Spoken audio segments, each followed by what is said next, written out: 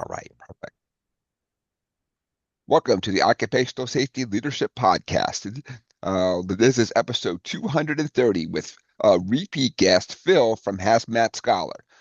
Phil's first episode was episode 222, where we sat down and just kind of did a little dive, a little intro into the world of hazardous waste, I'll call it. There's a lot of very small things and details, and so I didn't want to say what I thought was right. I really wanted to find somebody to help me out, to help keep me on the straight and narrow here. So, um, Phil, if you could do a couple seconds, introduce yourself to the audience, and then we'll just dive right in.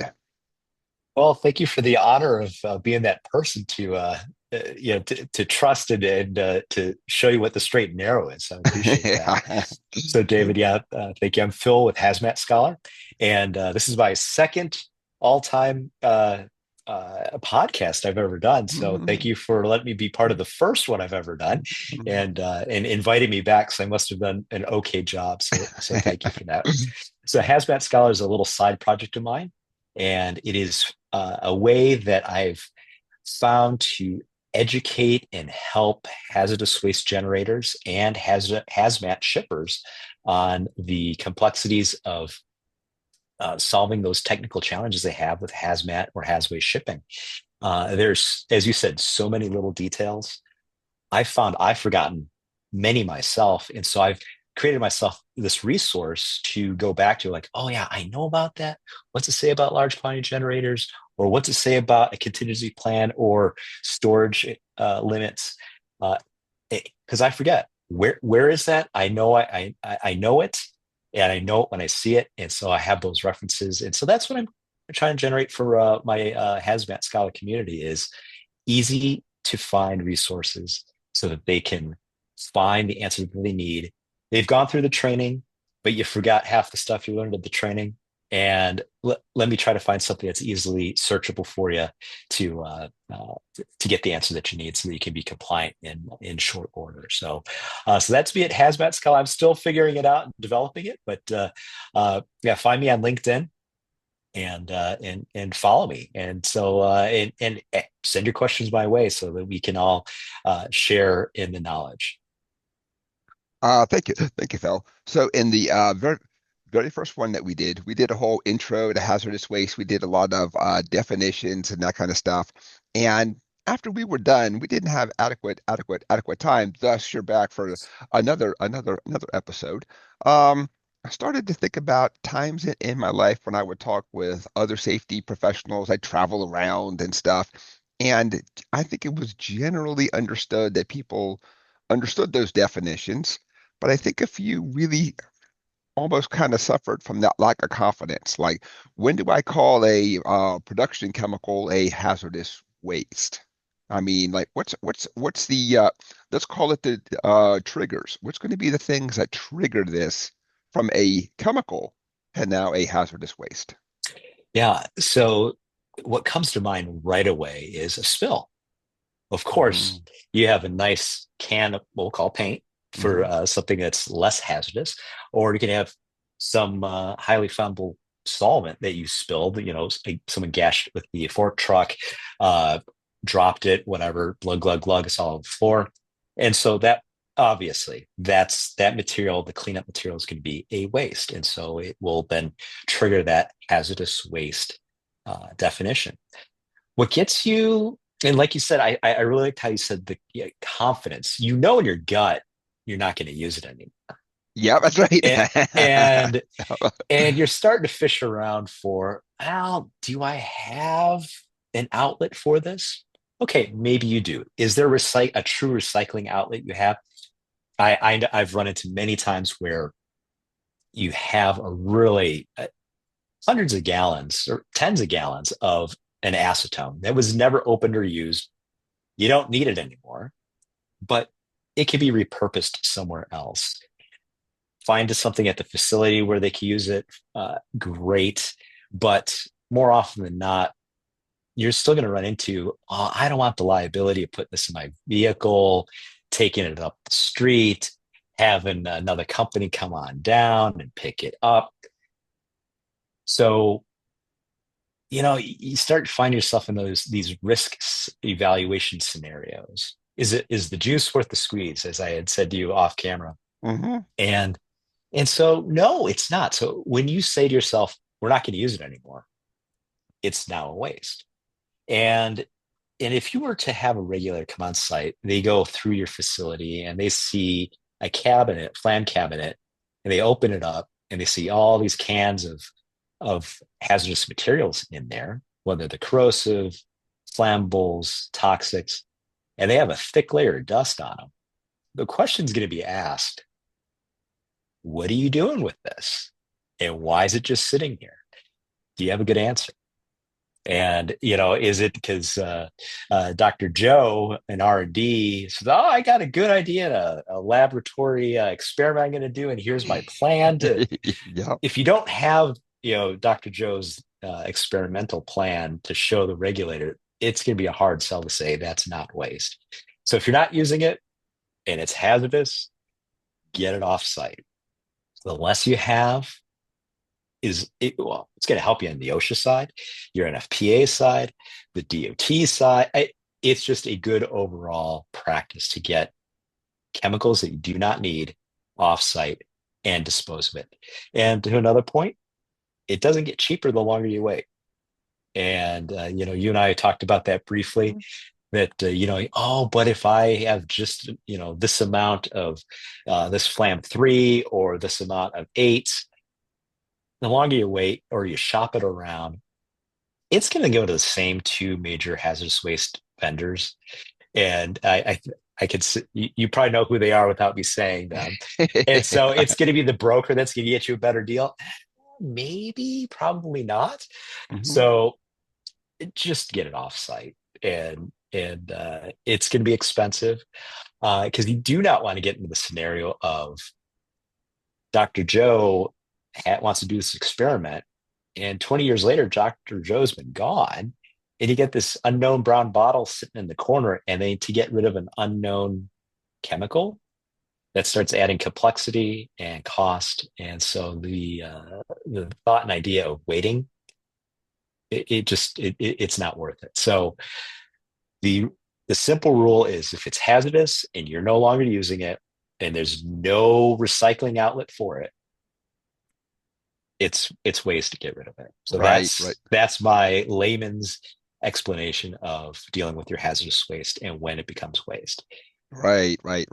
And I think part of the confidence that people have, but they're really struggling with, is that, well, if I call it a waste, now I got to pay for it. There's got to be a cheaper guy out there. There's got to be a way I can do this. There's got to be a way. Um, have you ever heard of a way that you could sell it to somebody else? Because maybe if it doesn't meet your spec, you know, you could sell it to somebody. Or is that going to be because you've now called it a waste? You can't sell that, of course, too. There, so paint is coming to mind, and there's Hmm. paint recycling and paint. So Sherman Williams and who's the Valspar, the other large paint manufacturer I can't think of right now.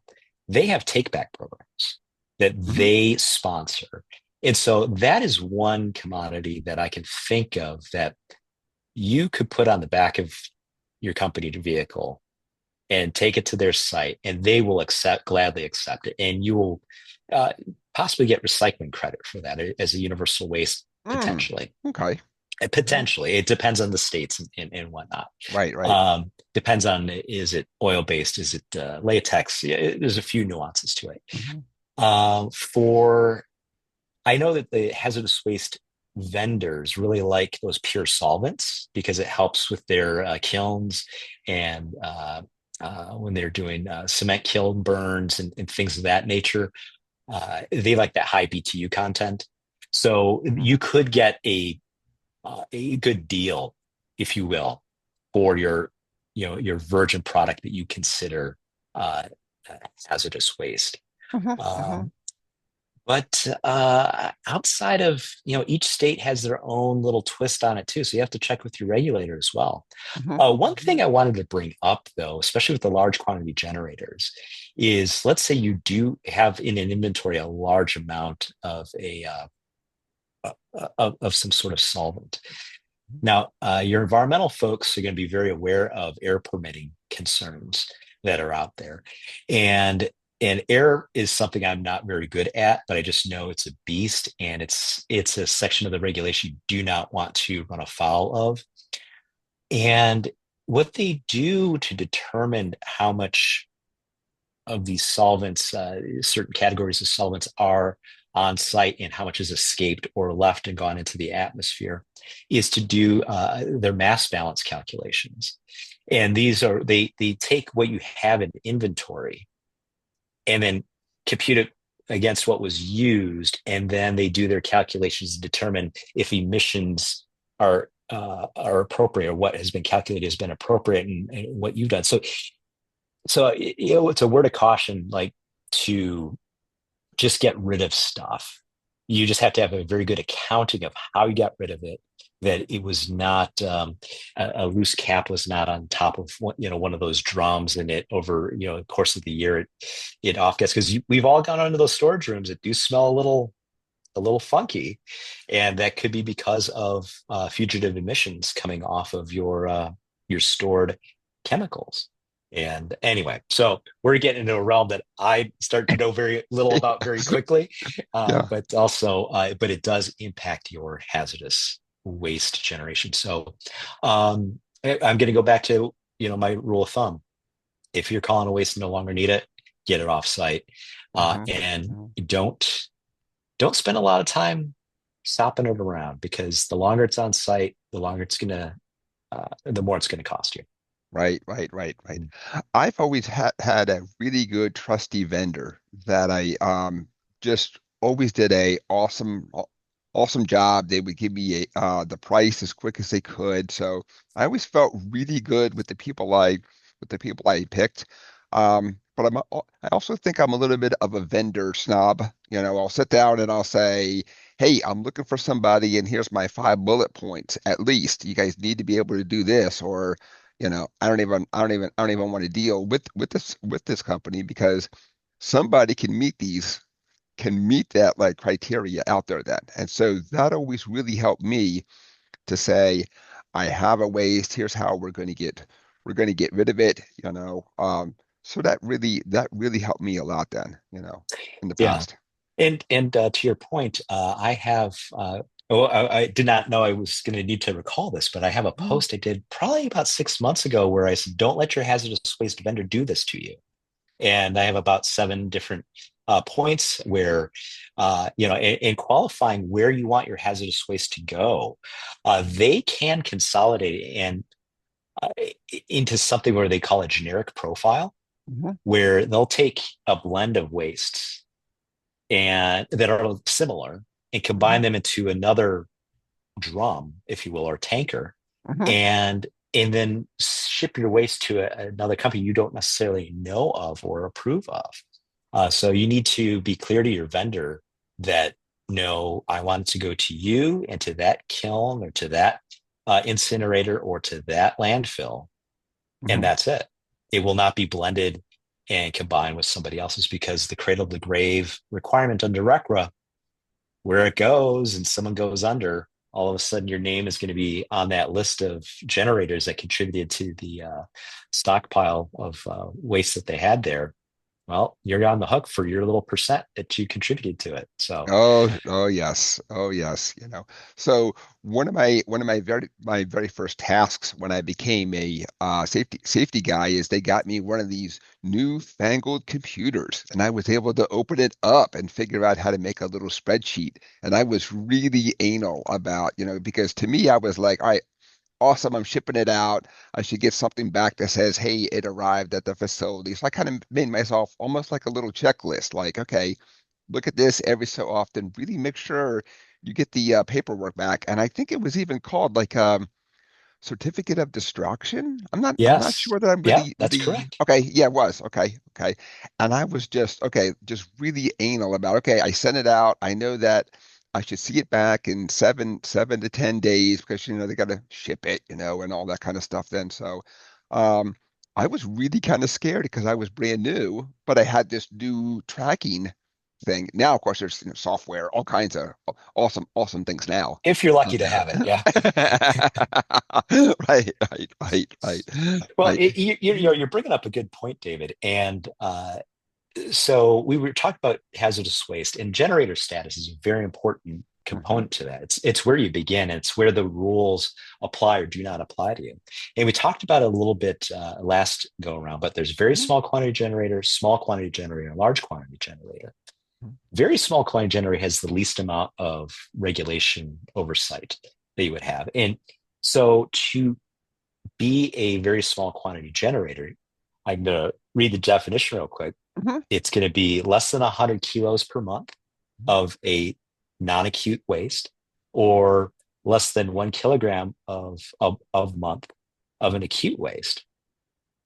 Now, once you become a small quantity generator, you can generate more on a monthly basis. So it goes up to 100 kilos, 100 to 1,000 kilos per month, and which is 220 pounds to 2,200 pounds. Um, but you have a lot more requirements. So going from very small quantity generator where you don't need an EPID number to small quantity generator, also you need an EPID number. And yes, you get to accumulate more and generate more. We have a lot more to do. Oh yeah. So, so to your point about, hey, let's hang on to this waste and let's shop it around. Well, what happens if you ship it off with a whole bunch of other stuff one day and you then change your generator status? You go from not as regulated to more regulated, and you'll be cursing yourself if you go from small quantity to large quantity generator because of one shipment where you had, hey, use my rule of thumb. Oh yeah, we don't need it anymore, so let's ship it. Well, Yep. there's going to be that caveat of, but watch out how much you're generating each month, because that's a major dictator into your generator status and how EPA will look at you. Right. As soon as you said that it changes your status and there's additional things, a story came back to me, and I'm trying to picture what year it was. And of course, I don't even want to say what state that I was in, but the state had a little more requirements than the feds did on this. And I think I had to inspect the area every 7 days, have it documented and all that stuff then. And of course, it was the days when computers had first started. So I made a little inspection checklist, printed off 50 or 60 of these. And I'm like, all right, I'm Yeah. good for a whole year. I got to mark it on the schedule. And because everything was so new, Right. and the company was not very proactive or wanting to help me in the least bit, I really find it challenging when I was just trying to take some time off because I was like, all right, I got my 7 days, so I need to do it on that Monday because then I have to do it on the Friday. And of course, I was always playing this game like, well, you can inspect every day, but how do I make sure that I don't miss a time when I'm away for a week? So I had to Yes. find somebody like, okay, so you're going to be the person who does it on the backup times.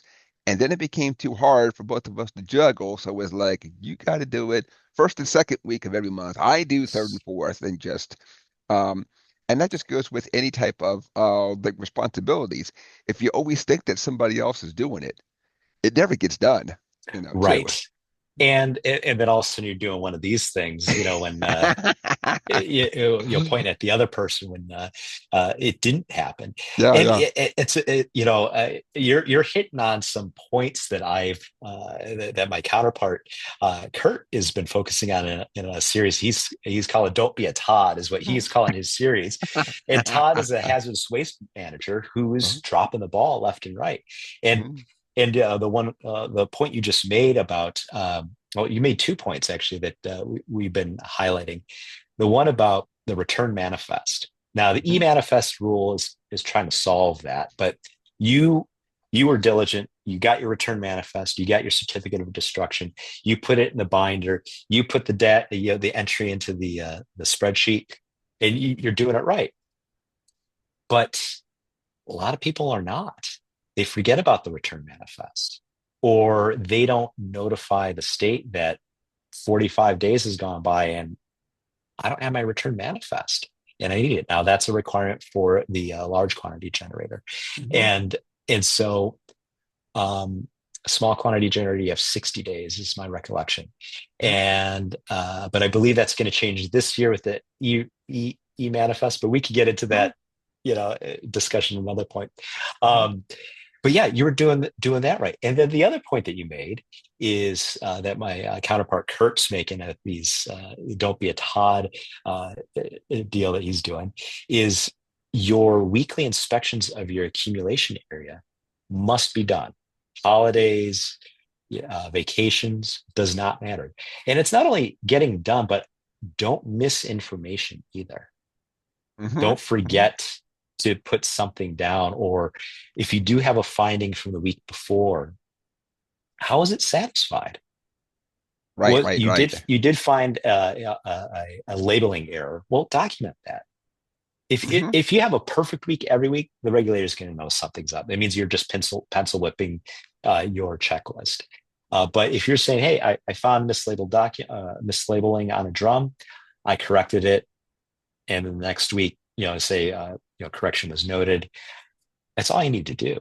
Just Hmm. be sure that you are uh, meeting the requirements that space uh, needs, and document. So document, and that's how you'll be able to prove to the regulator that, hey, I'm satisfying the regulation. So Yeah, yeah, yeah.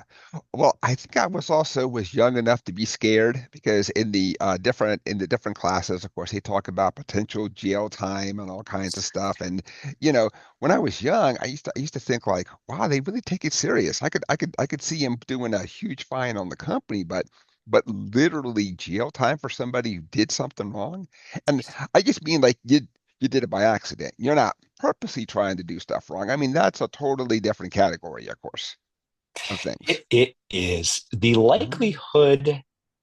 Now, is it possible for you to go to jail? Yes. The Hmm. likelihood is slim to Hmm. none because you have to be an egregious offender of um, of the RECRA rules. Now, it's going to be case by case. I think last year, a couple of years ago, I wanted to see how frequently does EPA Hmm. jail somebody, Hmm. and I went through all the notices that EPA released about these fines and violations, and some were like really bad, just like dumping awful toxic chemicals in the back 40 and Wow. covering it over. And yes, that person rightly goes to the jail, right? Hmm.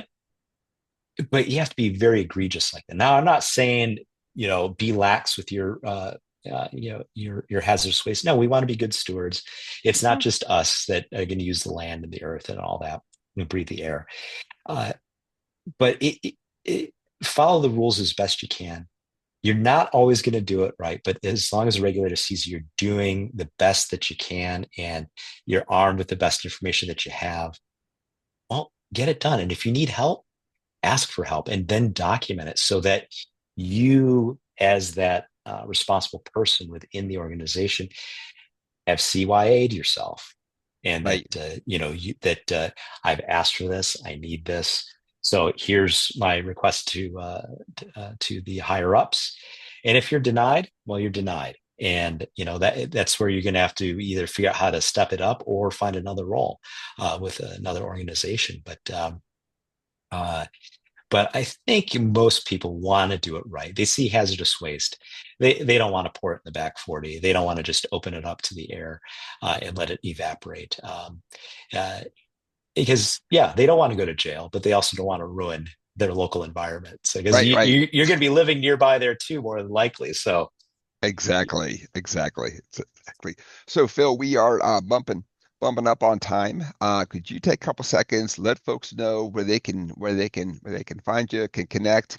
And again, we just got started talking and telling stories, and I have a lot more to talk to you about. So hopefully I can twist your arm. We'll do a part three in a while, but just take a couple seconds and let folks know where to find you. Yeah, I'm Phil at HAZMAT Scholar. You can find me on LinkedIn. And so, as I said before, you go to LinkedIn, type in HAZMAT Scholar, you'll see a picture of myself and then my counterpart, Paul, Kurt Paul, on the website there, and he it just follow us. Like I said, we have this cool series going on right now about shortcomings of this guy Todd, who's has a poor hazardous waste manager, and those will give you some good areas to consider as you're managing your hazardous waste. And if you are very curious about the definitions of what a generator is, just search for US EPA Hazardous Waste Generator Regulatory Summary, and you get a great table there. So, but if you can't find it, look for me at Hazmat Scholar on LinkedIn, and I'll guide you there. Thank you, Phil. It was really great. It was really great having you, and I look forward to a part three, and of course we can start talking part four, five, and six possibly. So, Hey, you know what? I've been enjoying this, and thanks for having me on. all right, Appreciate it, Phil. David. Thank you so much. All right. Everybody have a great day. Thank you for joining me. My name is Dr. David Ayers. Thank you and have a safe day.